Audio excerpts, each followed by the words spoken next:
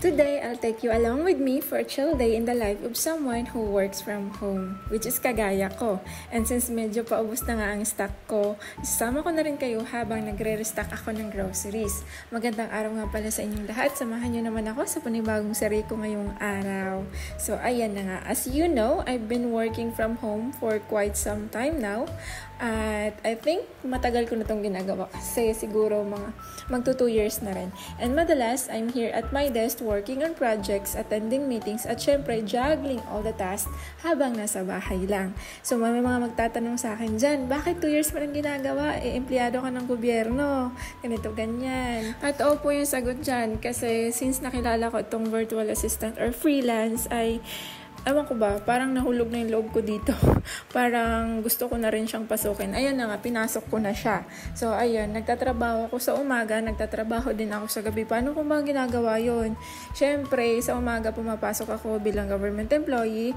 And then, sa gabi naman, ay nagtatrabaho ako bilang virtual assistant. Ginagawa ko ay part-time po at saka project-based. Minsan po, madalas talaga, hindi siya minsan. Kasi madalas yung ginagawa ko ay part-time. Which is 4 hours siya kada gabi. And then, may part-time din ako na wala siyang specific time as long as may booking ka. So, nasa sayo na kung paano mo yon i-manage. So, baka may magtatanong dyan, bakit ko ba yan ginagawa? Bakit doble-doble yung ginagawa ko dati pa? Kasi nga po, ambisyosa ako.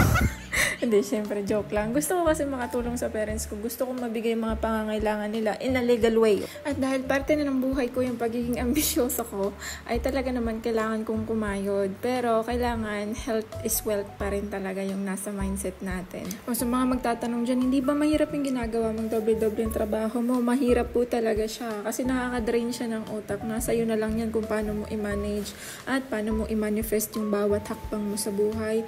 Praying, sacrificing, manifesting, and hopefully claiming po. And as someone na being independent na talaga sa buhay ay bonus na lang kung may darating man sa'yo na lalaki na magiging part ng buhay mo, which is provider mindset. Kasi hindi mo naman talaga kailangan yon, kusa na lang yan darating. Para sa akin kasi ang hirap na magtiwala sa panahon ngayon kasi minsan na tayong dumaan sa mga ganyang bagay at na-fail. So ayan, hanggang dito na lang aking sarili ngayong araw. Maraming salamat sa panonood. Pag-amping, bye!